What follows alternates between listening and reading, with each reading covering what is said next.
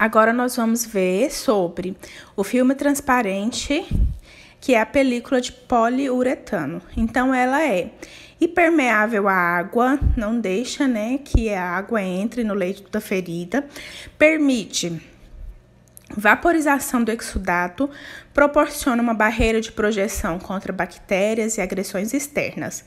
A sua transparência permite monitorar o processo de cicatrização sem ter que expor a ferida.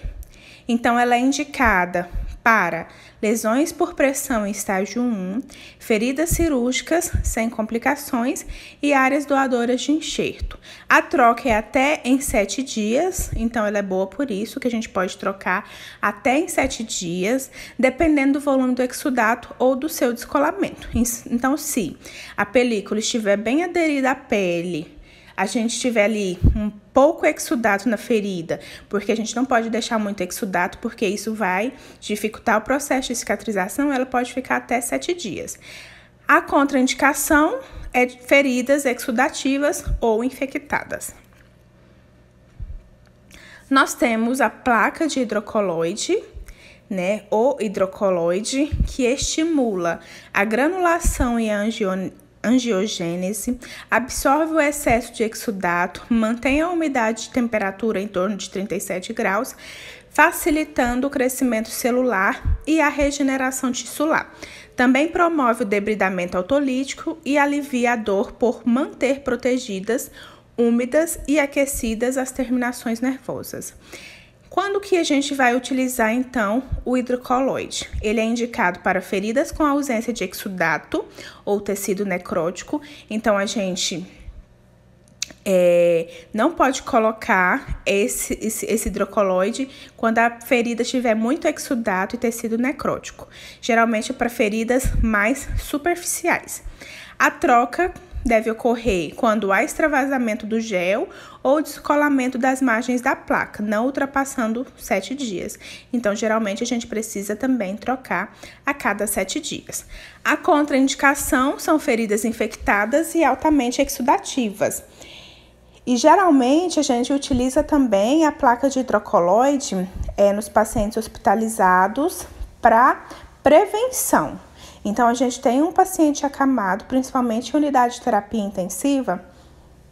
Se a gente tem um paciente acamado e ele tem ali a tendência de abrir uma lesão por pressão, a gente já coloca essa placa, tá vendo? É uma placa.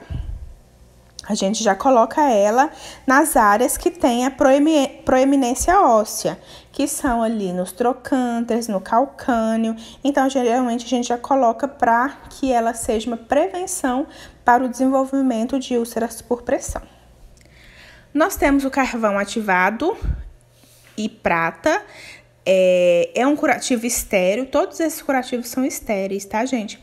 É um curativo estéreo com ação bactericida, favorece o desbridamento autolítico. Então, lembra lá dos tipos de desbridamento? A gente tem o desbridamento autolítico, que é através de pomadas. Então, o carvão ativado ele é utilizado para fazer esse desbridamento.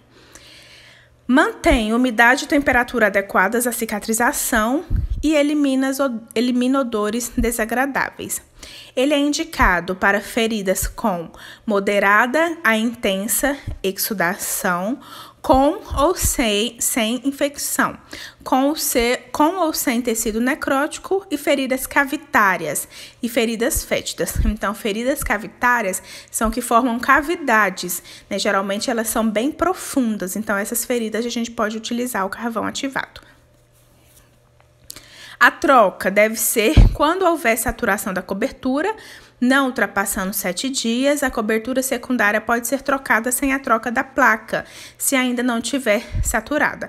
Então, a gente colocou ali o carvão ativado no leito da ferida. E aí, a gente vai ter que colocar gases, dependendo do local enfaixar, a gente pode trocar essas gases, deixando o carvão ativado lá.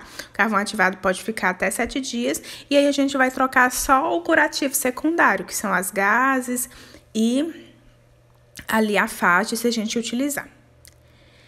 Em feridas cavitárias, unir as 4 pontas da cobertura formando uma trouxa e introduzir na ferida mantendo as pontas para fora da superfície para facilitar a retirada, né?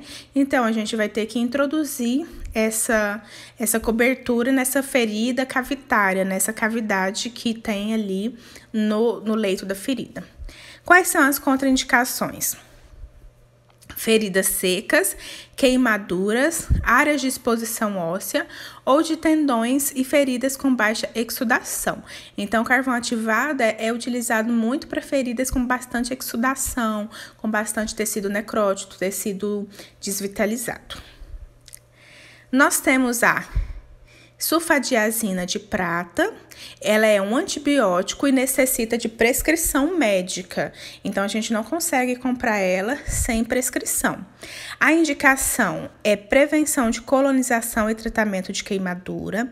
A troca deve ser feita conforme a saturação das gases ou no período máximo de 24 horas.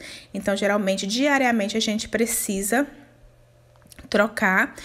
O tempo ideal seria 7 dias, né? Com a troca a cada 24 horas. Ela é contraindicada, não é indicada para uso prolongado.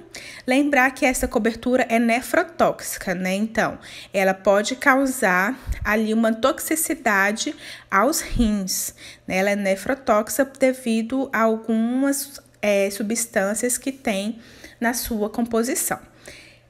Ela pode causar hipersensibilidade aos componentes. Mulheres grávidas ou menores de 2 meses de idade não podem utilizar. Hidrogel amorfo, nós temos o hidrogel também. Ele mantém a umidade, auxilia o desbridamento autolítico e estimula a produção do tecido de granulação.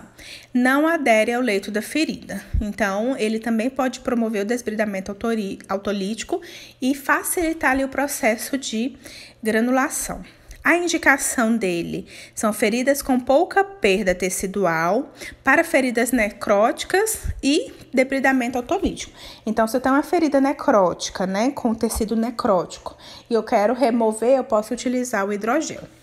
As trocas são de acordo com a saturação da cobertura associada, ou até 72 horas, e a contraindicação são lesões excessivamente exudativas, porque ele não consegue absorver essa secreção, absorver esse exudato. Aí a gente vai ter que utilizar, por exemplo, o carvão ativado.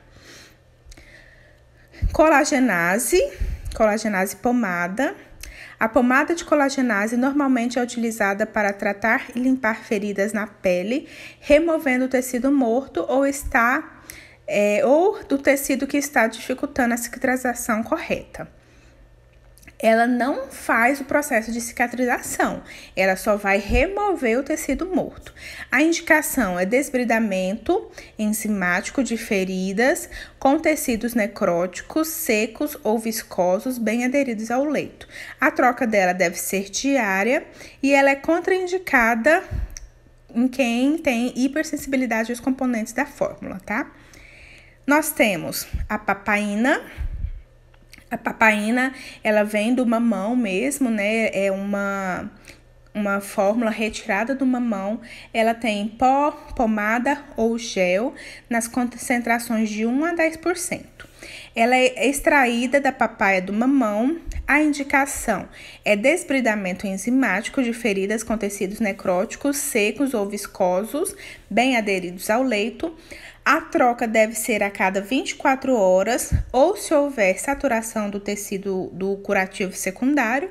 E a contraindicação é hipersensibilidade aos componentes da fórmula também. Por último, nós temos o alginato de cálcio, placa ou fita. Ele promove a hemostasia. O alginato de cálcio, a gente tem uma ferida que ela está sangrante, né, com alguns pontos de sangramento, ela vai promover essa hemostasia, vai absorver o exudato, ela forma um gel que mantém a umidade, promove a granulação e auxilia o desbridamento autolítico. A indicação são feridas com ou sem infecção, com exudato de moderado a intenso, com ou sem tecido necrótico e com ou sem sangramento.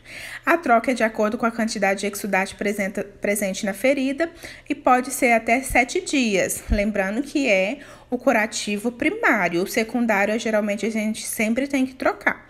Contraindicação: feridas com necrose seca, baixa exudação, exposição óssea e tendões. Então, só para a gente finalizar, referente à escolha do tratamento de feridas, o profissional deve ter olhar crítico para escolher os melhores meios de se proceder. Para isso, ele deve primeiramente fazer uma avaliação criteriosa do paciente e do próprio ferimento, né? Então, para a gente escolher qual a pomada a gente vai utilizar, a gente precisa conhecer sobre curativos, a gente precisa conhecer sobre feridas, a gente precisa avaliar. Eu tenho tecido necrótico? Não tenho. Tenho muito exudato? Tenho pouco? Tenho uma ferida seca? Tenho uma ferida só com tecido de granulação? Então, tudo isso vai interferir na minha escolha da pomada ou da cobertura